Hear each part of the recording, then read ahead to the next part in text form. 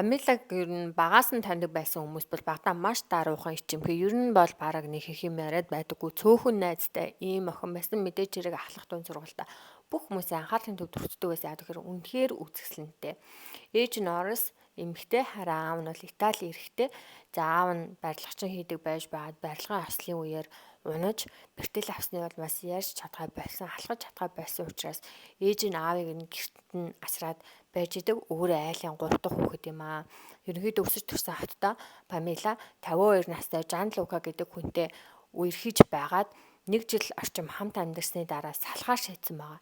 Энэ хоёрын салалт энэ Жан Лука буюу 52 настай энэ эрэгтэй үнэхээр хүнд туссан учраас Памелагаас салахгүй байхыг шаардаж сүрдүүлж яагаад ч юм бэ найзуудаа нь уулзуулахгүй эсвэл ингээ гадагшаа гарахыг хоригдж эхэлдэг болсон. За энээс айсан Памела нүүхээр шийдээд Миланд ирж ганцаараа амьдарч эхэлсэн